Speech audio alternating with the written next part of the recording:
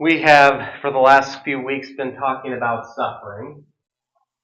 And when we talk about suffering, talking about why people suffer. And the first reason that we deal with suffering, and the reason we suffer, it's not very satisfying. It's not an emotionally satisfying answer, because we live in an imperfect world. We live in a fallen world, and because of the curse of sin, bad things happen.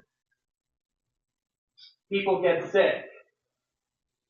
And it's not necessarily because anyone did anything wrong or anyone committed a sin. It's because we just live in an imperfect world. Sometimes you walk outside and you step on stickers. The second reason is frustrating. Why? Because it's self-inflicted suffering. It's because we make bad choices, and those bad choices come and they catch up with us. Again, how many of us have stated from time to time, well, that was stupid, why did I do it? How many of us, but you always hear the people say, well, live with no regrets. Who in the world actually lives with no regrets? Because we all make foolish choices. We all make sinful choices that come back and they harm us. But if the first reason that we suffer is not fulfilling, and the second reason is frustrating, the third reason that we suffer is infuriating. And it comes oftentimes in this question, why does God allow bad things to happen? Let me read you this. This is from a social media post. And I'm going to warn you that right now, a little advance warning, this is a bit uncomfortable. And I hope it makes you uncomfortable, to be perfectly honest. It should make you uncomfortable. But in this post, a person had reached out to a pastor and asked this question. He wrote, "Hey pastor, if there is a God, then why did he allow me to be molested when I was only 10 years old? I kicked and cried for God to save me, and he never did. Where was God, pastor? I need to know." This was the response that was given. Who knows? It could have been a blessing in disguise, maybe a life lesson for a sin you've committed. Everything happens for a reason. Everything is in God's plan. The Bible tells us in the book of Proverbs to lean not to your own understanding. We are not supposed to question the Lord. All I can say is you probably sinned, accept your punishment, and move on.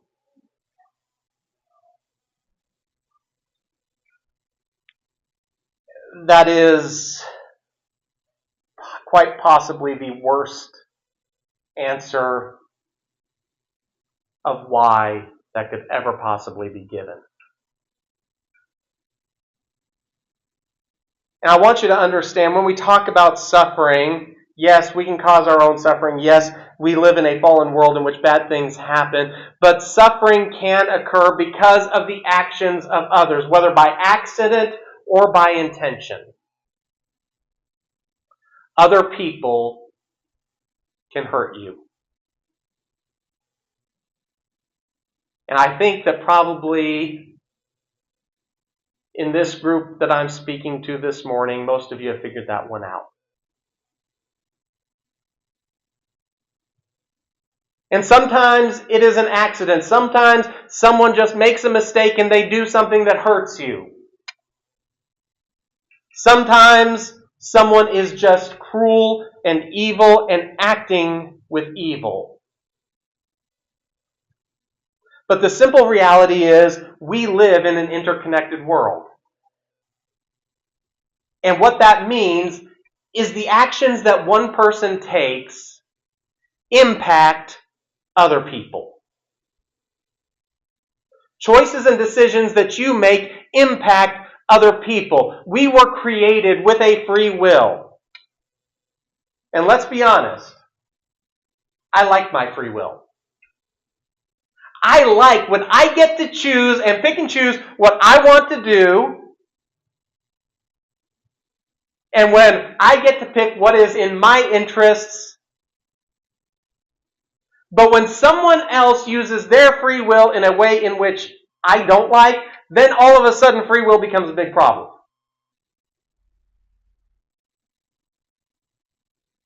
We like it when it works out in our favor. We don't like it when other people use it. And this type, and when we talk about suffering that comes from other people, this can come about in three different ways. The first is one of the ways that we talked about last week. We mentioned this last week at the beginning as kind of the first type of self-inflicted suffering that comes about in the form of what is referred to as the law of sowing and reaping. Because, let me remind you what that means. The law of sowing and reaping is basically this. You reap what you sow, but you always reap later and you always reap greater than you sow. Now, remember, this is not the law of sowing and reaping. It is a universal law that God created. It's how this universe works. He created it to work this way. It can be used in a positive way. It can be used in a negative way. But because the law of sowing and reaping goes beyond just what I do, because it is greater, and because we live in an interconnected world, decisions that I make can affect other people. In fact, let me give you an illustration of this. If you have your Bibles, turn to the book of Genesis this morning. Because if you want to understand suffering, Genesis is kind of a good place to begin.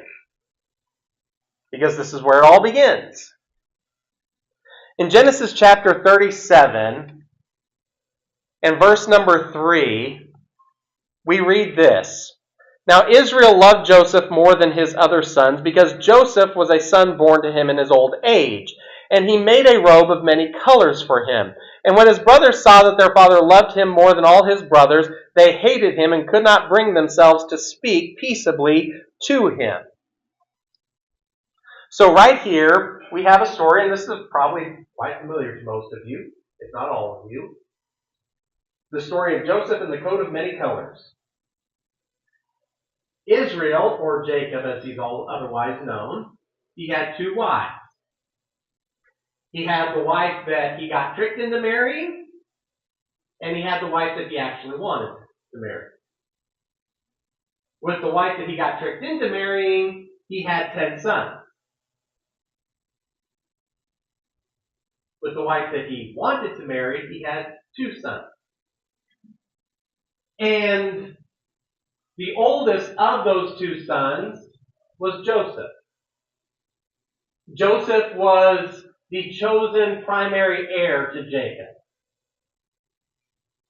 Now, in and of itself, that was common custom. There, in families in those days, you would always have a primary heir that would be the one that would get a double portion, if you will, of the inheritance. So again, if you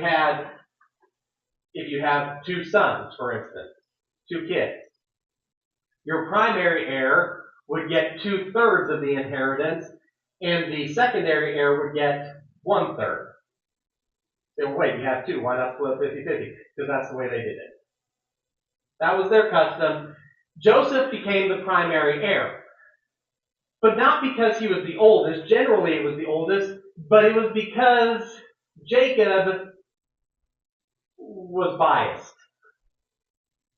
Jacob loved, as we are told right here, he loved Joseph more. He played favorites.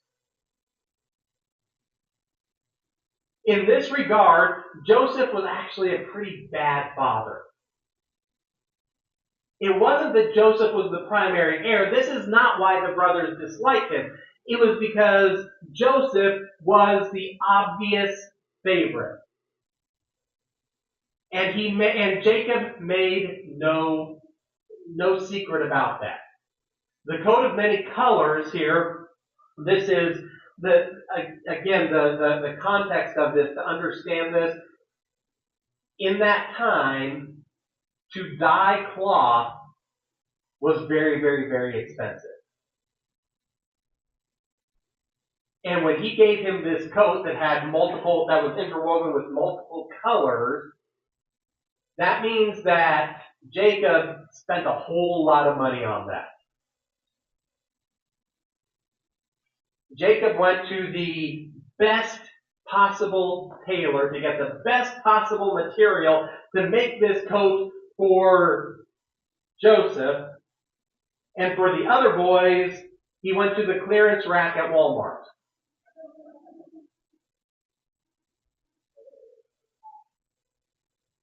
This is kind of how it was an obvious action by Jacob.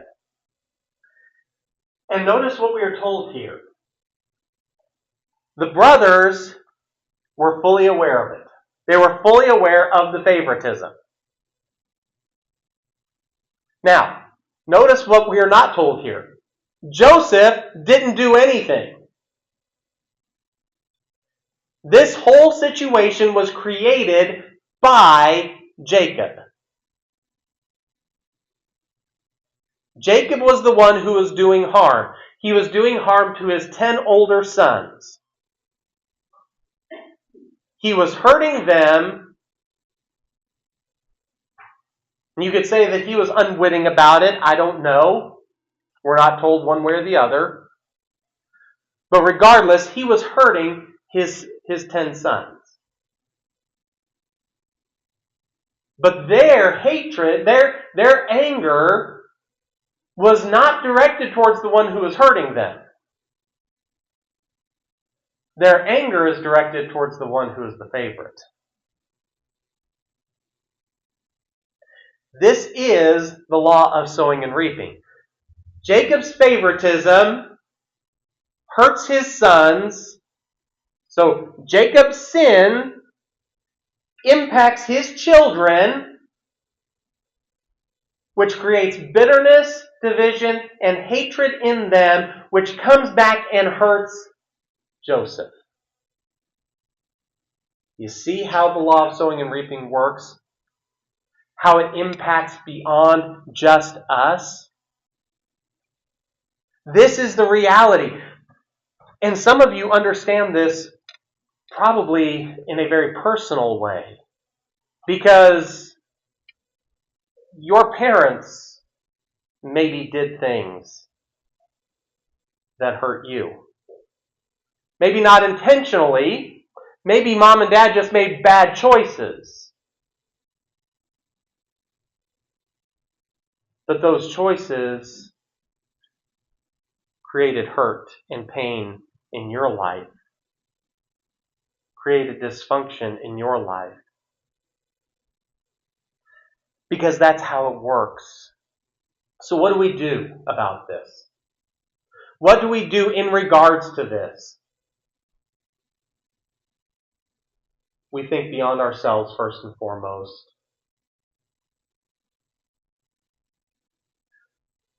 We need to start by thinking beyond just self. Jacob's brothers,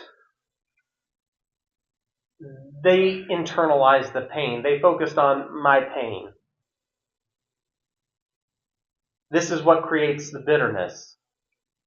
Jacob focused on what I want, what I like, what I love best, and disregarded his children. And it creates this cycle.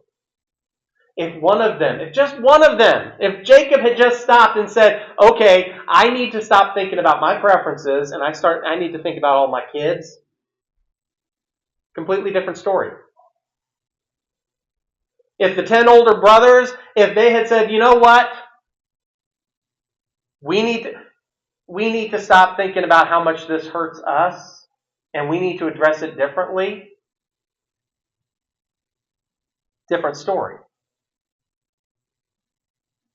And one of the most important things is that we need to challenge the bad decisions of those people that that connect us. What do I mean by that? Does that mean that you go up to them and you say, "Hey, idiot, stop doing that"? No, that's probably not the best way. Use a little bit of wisdom with it, but if you see someone who is connected to you, who is making bad choices, bad decisions, taking hurtful action, speak. Warn. Make them aware. And again, oftentimes this is unintentional hurt that's being created when we talk about the law of sowing and reaping, but it is hurt nonetheless. But sometimes the hurt that comes towards us is intentional. Because suffering can come from evil that is directed against us. There are people who they decide for whatever reason, whether justified or not, that they want to hurt someone. That they want to hurt you. It's not an accident. It's not a mistake. They do it because they want to do it. Again, most of us have probably been there in some way, shape, or form. Where someone says something because they know it's going to hurt you. Because emotions are high, everyone's angry, and someone just says, "I want to score a point, so I'm going to intentionally inflict pain."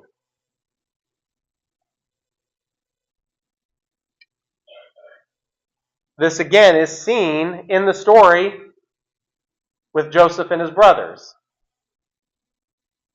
Again, there in Genesis 37, down in beginning in verse 18, it says, they saw him in the distance. That's the 10 older brothers of Joseph. They saw him in the distance, and before he had reached them, they plotted to kill him. And they said to one another, "Here comes that dreamer. Come on, let's kill him and throw him into one of the pits. We can say that a vicious animal ate him. Then we'll see what becomes of his dreams." And when Reuben heard this, he tried to save him from them. And he said, "Let's not take his life." And Reuben also said to them, "Don't shed blood. Throw him into this pit in the wilderness, but don't lay a hand on him," intending to rescue him from their hands and return him to his father. And when Joseph came to his brothers, they stripped off his robe, the robe of many colors that he had on. Then they took him and threw him into the pit. And the pit was empty, and there was no water in it. Then they sat down to eat a meal, and they looked up, and there was a caravan of Ishmaelites coming from Gilead, and their camels were carrying aromatic gum, balsam, and resin going down to Egypt. Then Judah said to his brothers, "What do we gain if we kill our brother and cover up his blood? Come, let us sell him to the Ishmaelites and not lay a hand on him, for he is our brother, our own flesh." And they agreed.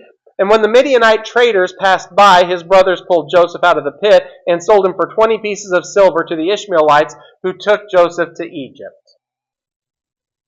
So, I think it's safe to say that Joseph getting sold into slavery was not an accident. It was an intentional action taken by his brothers.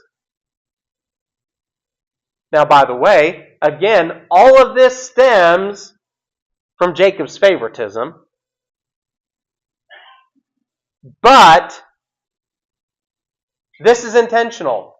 Their desire was to hurt Joseph.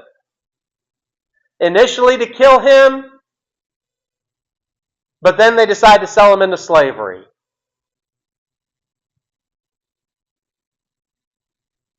And when someone hurts us, especially when you know that someone has intentionally hurt you, what is the most natural response? I want to hurt him back. I want to get even. I want revenge.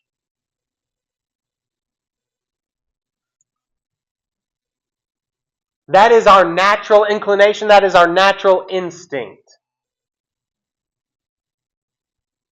But when you actually go in and start studying the Word of God, and the Bible talks about putting on the new man and allowing the new nature when you get saved, allowing the new nature to live within you, and instead of following the old nature, the sinful nature, follow the new nature, the godly nature that God gives. What does that look like? What does that actually mean? How is it that you deal with someone who is intentionally hurting you? What does the Bible say? You overcome this by making the decision to forgive. And instead of hurting back, to do good.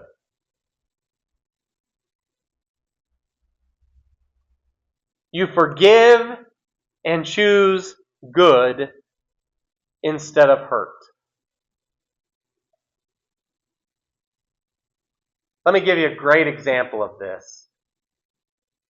In Luke chapter 23, verses 33 through 34, we read this. And when they arrived at the place called the Skull, they crucified him there, along with the criminals, one on the right and one on the left. Then Jesus said, Father, forgive them, because they do not know what they are doing. And they divided his clothes and cast lots.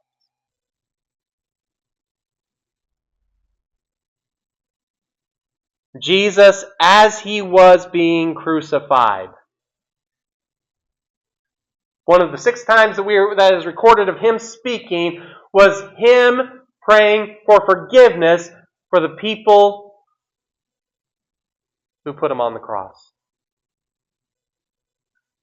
And in doing so, instead of him coming down and saying, this is wrong, and I'm going to bring justice and a judgment on all of you wicked, evil people for what you're doing here today, Jesus instead allowed himself to be crucified, allowed his blood to be shed so that he could pay for redemption for those same people.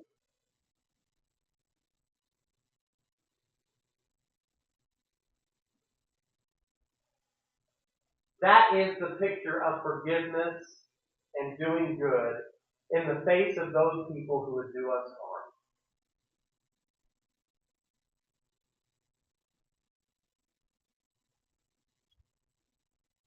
harm. In fact, the Apostle Peter, in 1 Peter chapter 3, he wrote the following. He says, Now finally, all of you should be like-minded and sympathetic, should love believers, and be compassionate and humble, not paying back evil for evil or insult for insult, but on the contrary, giving a blessing, since you are called for this, so that you can inherit a blessing.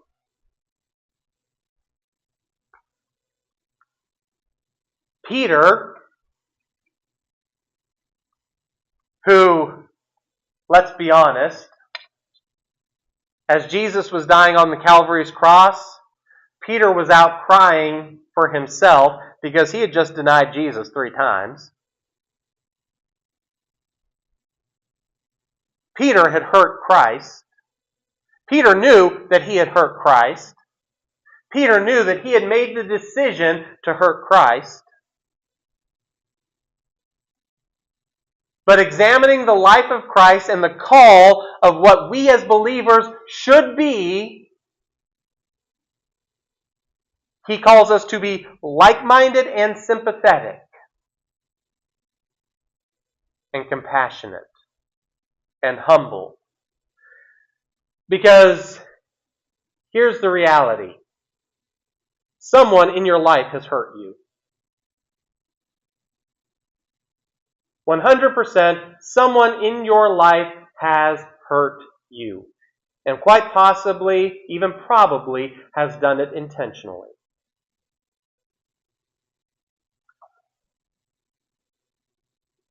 But How many of us have hurt people? How many of us have chosen to hurt someone? With our own decision, by our own choice. How many of us have made a decision to say something, to do something that we knew would hurt someone else?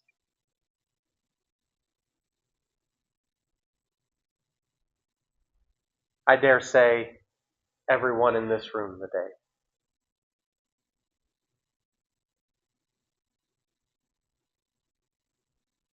And if I've done that and I have been forgiven for it, then why should I choose to hurt someone when I have been forgiven? Why should I choose evil when I was granted grace?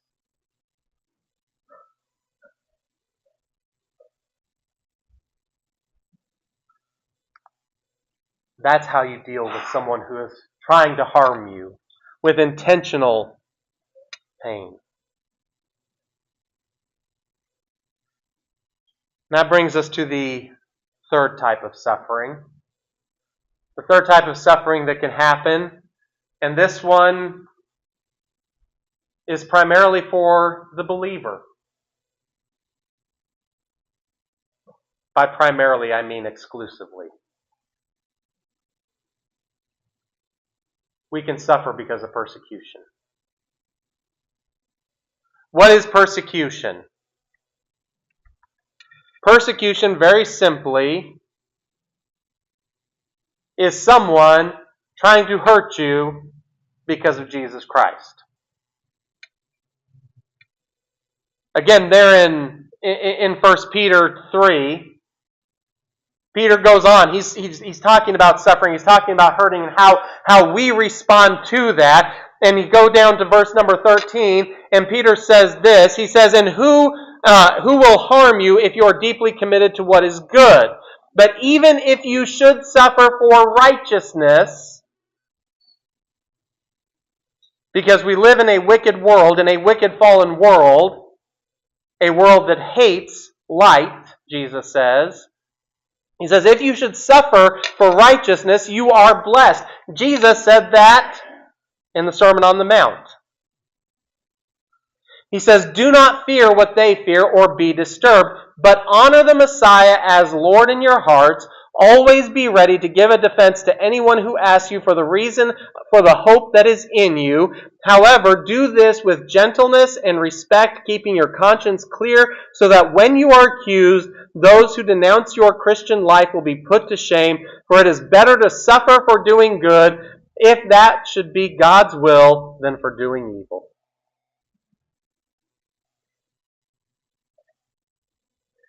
So Peter, he says, hey, here's the deal. If you are out there doing good, living a righteous life, you should not suffer for that. And in a perfect world, yes. But go back to week number 1, we don't live in a perfect world. We live in a world that has fallen, a world that has been corrupted by sin. We are surrounded by people who have been corrupted by sin because we ourselves have been corrupted by sin. He says, so, if you do suffer persecution for the sake of righteousness, don't be afraid, don't be disturbed. Instead, you need to do certain things. You need to make certain choices. So what is it? What do we do about persecution? And by the way, we, again, in the United States, are largely sheltered from serious persecution. But that does not mean that it cannot happen. But when persecution happens, whether it's just someone talking bad about us, or someone actually intentionally trying to do us harm, what do we do about it? Peter gives us three things. He says, first of all, in verse 15, honor the Messiah as Lord in your hearts. What does that mean? What does it mean to honor Him as the Lord? It means that you recognize that He has authority and that my job is to do what He tells me to do. In other words, my job is to follow the instruction of the Lord. Because again, when we suffer, when we're going through pain, when we're going through difficulty, when we're going through heartache, our natural inclination is to say, make it stop. But if you are suffering for the sake of righteousness, the only way you're going to make it stop is by acquiescing to those who are hurting you.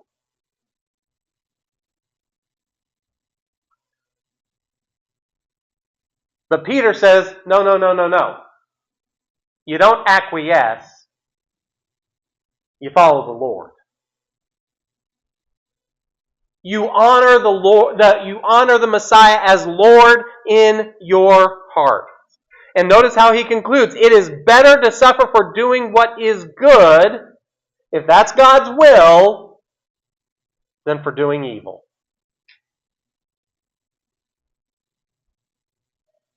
So honor the Messiah in your hearts. The second thing, he says, always be ready to give a defense to anyone who asks you for a reason for the hope that is in you. In other words, be able to explain why you're different. Why is it that I choose to behave in a way that may make the rest of this world uncomfortable? Why is it that I choose good and righteousness and godliness over sinfulness? What has happened in my life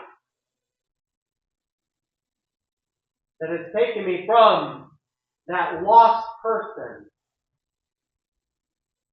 that lost sheep, if you will, to following the Messiah?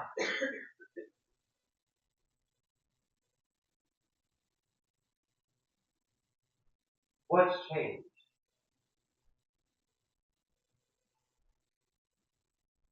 You know, I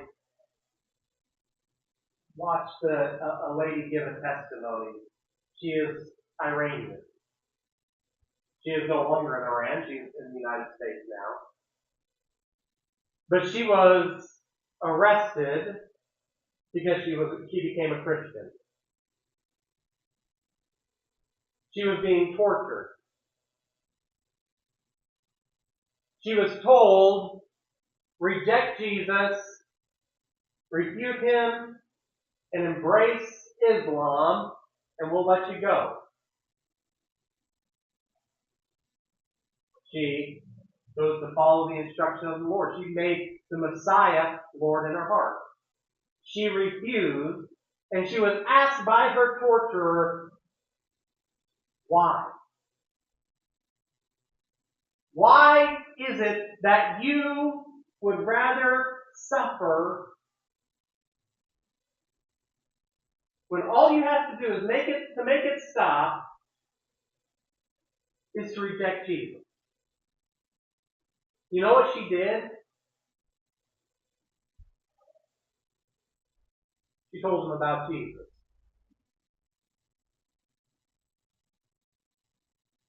She started witnessing to her torturer, telling him about Christ.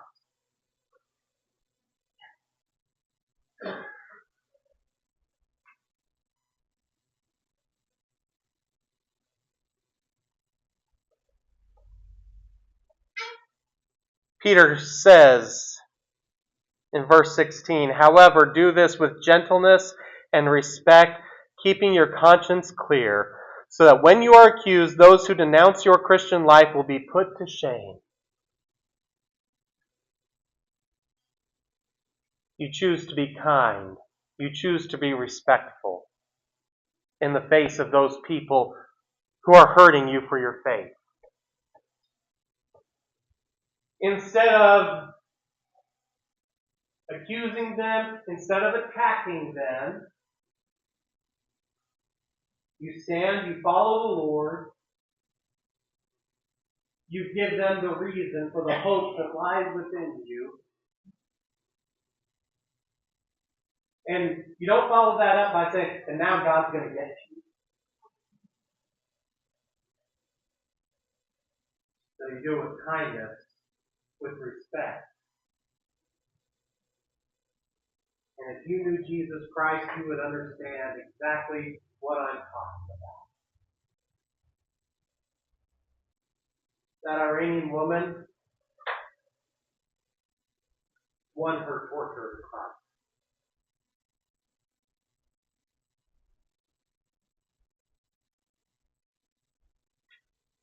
Not because she fought, not because she tried to hurt him, but because she did exactly what the Apostle Peter did. She followed the Lord. She shared the hope that lies within her. And she extended the same grace and mercy that had been extended to her.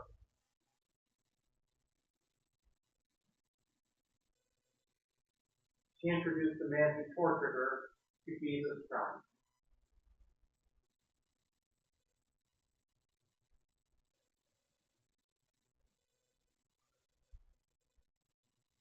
Like I said, it is infuriating when we see people engaged in evil actions against one another. Injustice is infuriating, and it should infuriate us. But the answer to what other people do to me is not do unto them as they've done unto me. The answer is and must always be Jesus Christ.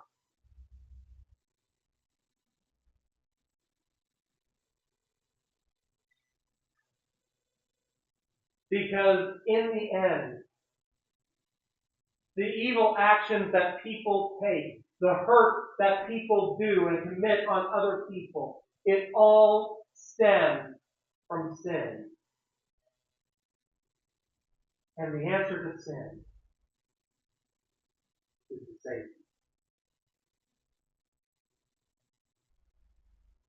There is no ultimately any other solution that you can reach outside of Christ.